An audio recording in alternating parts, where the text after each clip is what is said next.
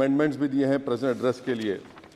और चेयरमैन साहब, आप उर्दू को जानते हैं। किसी एक शायर ने शायद बरसर इख्तिदार जमात के लिए ये शेर कहा होगा कि उसूल बेचकर मसनद ख़रीदने वालों, निगाह अहले वफ़ा में बहुत हक़ीर हो तुम। वतन का पास तुम्हें था न होगा कभी कि अपने हिर्स के बंदे हो, बेज़मीर हो तुम। इज़्ज़त नफ्स किसी शख्स की महफूज नहीं, अब तो अपने ही निगहबानों से डर लगता है। डंके की चोट पे जालिम को बुरा कहता हूँ, मुझे सूली से न जिंदानों से डर लगता है। मोहतरम चेयरमैन साहब, मैं आज इन लोगों की तरफ से बोल रहा हूँ जो दिखते तो हैं, जिनके बारे में बात तो होती है मगर उनकी कोई नहीं सुनता। मैं उनके बारे में बोल रहा हूँ जिनके बारे में वज़ीर आज़म मोदी ने कहा था कि घुसपैठी हैं। मैं उन बेटियों और माओं के बारे में कह रहा हूँ जिनके बारे में मोदी ने कहा कि ज़्यादा बच्चे पैदा करते। मैं उन मासूम नौजवानों के बारे में कह रहा हूँ जिनको मॉब लिंचिंग के ज़रिए मारा जा रहा है। मैं उन बेज़ुबान माँ और बाप के बारे में बोल रहा हूँ जिनकी औलाद आज इस हुकूमत के गलत कानून के चक्कर में जेलों में सड़ रहे हैं। सर, मैं दस्तूर जब इस ऐवान में बन रहा था, संविधान बन रहा था, तो उस वक्त अलहदा वोटर लिस्ट और इंतखाबी रिजर्वेशन की बात आई तो उस वक्त के हमारे फाउंडिंग फादर्स ने, हमारे बुजुर्गों ने, दोनों समुदाय के हिंदू और मुसलमानों ने फैसला किया कि हम इस पर राज़ी नहीं होंगे। बल्कि उन्होंने क्या कहा था हमारे फाउंडिंग फादर्स ने, उन्होंने मुखालिफत की थी अलहदा वोटर लिस्ट की और इंतखाबी रिजर्वेशन की। उन्होंने कहा था, I quote sir, it is the duty of majority community to ensure that minorities are elected in the representative numbers. BJP मुसलमानों की नफरत पर जीतती है और मुसलमानों के नाम निहाद मसीहा मुसलमानों के 90% ज़्यादा वोट हासिल करते हैं, मगर फिर भी इस ऐवान के दरवाजे नहीं खुलते मुसलमानों के लिए और सिर्फ 4% मुसलमान जीत कर आते हैं। सर, संविधान सिर्फ एक किताब नहीं है जिसे चूमा जाए, संविधान एक किताब नहीं है जिसे दिखाया जाए, संविधान एक सिंबल भी है, मगर संविधान एक हमारे बुजुर्गों के ख्वाबों की किताब है। हमारे जमहूरियत को हमारे बुजुर्गों ने इस तरह समझा, हमारे फाउंडिंग फादर्स ने इस तरह जमहूरियत को समझा कि इसमें हर समुदाय और मजहब और समाज के मानने वाले लोगों की राय को शामिल किया जाएगा इस मुल्क को चलाने के लिए। मगर इस ऐवान में सिर्फ 4% मुसलमान जीत कर आते हैं। मैं संविधान से जो मोहब्बत के दावे करते हैं उनसे कहूँगा कि कभी उठाकर पढ़ो कॉन्स्टिट्यूएंट असेंबली डिबेट्स में कि नेहरू ने, H.C. मुखर्जी ने, सरदार हुकुम सिंह ने माइनॉरिटीज़ के बारे में क्या कहा था।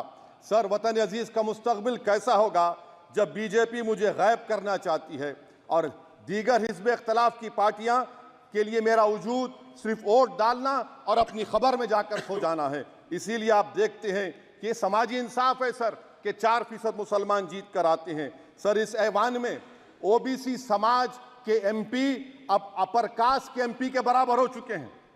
ओबीसी समाज के एमपी अब अपर कास्ट एमपी के बराबर हो चुके हैं और 14% मुसलमान सिर्फ 4% जीत कर आते हैं।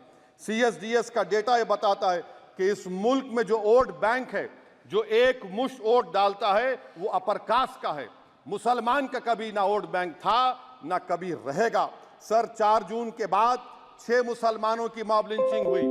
11 घरों को मध्य प्रदेश में मोदी के बुलडोजर ने निस्तो नाबूद कर दिया। हिमाचल प्रदेश में एक मुसलमान की एक दुकान को लूट लिया गया और हिज़्ब इख्तिलाफ की पार्टियों की तरफ से सन्नाटा है। शायद अब वक्त आ चुका है कि लफ्ज़ मुसलमान का नाम लेना भी अब उस पर पाबंदी आयद कर दी जाएगी। सर, मैं ये बात बताना चाह रहा हूँ कि नरेंद्र मोदी को जो मैंडेट मिला है। एक मिनट, आप लोग बैठ जाएं, कृपया आप लोग बैठ जाएं। श्री मनसुख मांडविया जी, आप लोग बैठ जाएं। कृपया माननीय सदस्य, आपने बजट कम कर दिया। सर, बनारस का बुनकर 18 महीने से मंडी का लोग बैठ जाएं। अपने प्रारंभिक भाषण में बहुत शुक्रिया। आप लोग बैठ जाएं। माननीय सदस्य ने अपने प्रारंभिक भाषण में जो शब्द प्रयोग करा है उसको ऑथेंटिकेट करा जाए।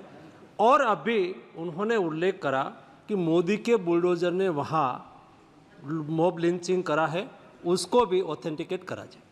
निश्चित तौर से इसको ठीक है। उवैसी साहब, जब भी कोई बात नहीं सर, आप चेयर पर बैठे हैं जी, इसलिए आप मंत्री जी को पेट में दर्द हुआ, माशाल्लाह, शुक्रिया उनका। नहीं, तो सर, मैं ये बोल रहा था, जवाबदेही है ये नहीं मंत्री इससे की बुरी जवाब बात क्या है? पेट में दर्द हो सकता है। वो दर्द ये सब ठीक अच्छा, है। दर्द हुआ, चलिए दर्द हुआ, दिल का दर्द हुआ। तो सर, जो नरेंद्र मोदी को मैंडेट मिला है वो सिर्फ और सिर्फ मुसलमानों की नफरत पर हिंदुत्व की वजह से मिला है। I would like to say it is not Modi's in dock, but every single person voted him despite his anti-Muslim voice. And I would like to tell the opposition parties, this is not a moral victory for you. This is a victory of majoritarianism. Everyone should contemplate and do introspection. Why is it that the OBCs and the upper caste are getting their due representation? Why are the Muslims not getting? Are we here only to vote for you and not to get elected? If that is the case, please tell us that we are only here to vote for you. Sir, आज भारत के आधे नौजवान बेरोजगार हैं और रोजगार की तालाश, बेरोजगारी का आलम यह है सर कि मोदी सरकार के 5 साल में 75 लाख एस्पिरेंट्स की जिंदगी बर्बाद हो गई, 6 पेपर लीक हुआ। बेरोजगारी का आलम यह है सर कि रशिया जा रहे हैं, वहां जाकर अपनी जानों को दे रहे हैं। बेरोजगारी का आलम यह है कि नरेंद्र मोदी रोजगार का कैंप चलाती है नौजवानों के लिए कि तुम इजराइल में जाकर काम करो, उनको कैनन फॉडर बना रही है ताकि फलस्तीनियों की जायदादों को हड़प कर सके। ये भी कंक्लूड मैं, अरे सर मेरा टाइम है। कहाँ टाइम है सर? आप ये टाइम ले लिए मेरा। सर मैं 2 मिनट दीजिए। ये विश्वगुरु की पॉलिसी है। इजराइल को 27 टन हथियार जा रहा है। 9 मिलियन भारत के लोग गल्फ में काम करते हैं, क्या असर पड़ेगा? 47,000 इजरायली फलस्तीनी मार चुके हैं। क्या है हमारी पॉलिसी सर? क्यों हथियार दे रहे हैं? सर नस्लकशी हो रही है। सदर जमहूरिया के खुतबे में राष्ट्रपति के सर मैं उसी पे बोल रहा हूं सर, उसमें लिखा हुआ है फॉरेन पॉलिसी के ऊपर, आप पैराग्राफ नंबर 25 देख लीजिए। सदर जमहूरिया में सैचुरेशन अप्रोच है। क्यों नहीं मोदी सरकार माइनॉरिटीज को फ्री स्कॉलरशिप को डिमांड करती है सर? उसको आपने बजट कम कर दिया। सर बनारस का बुनकर 18 महीने से मंडी का शिकार है, सूरत और बेंगलुरु जा रहा है।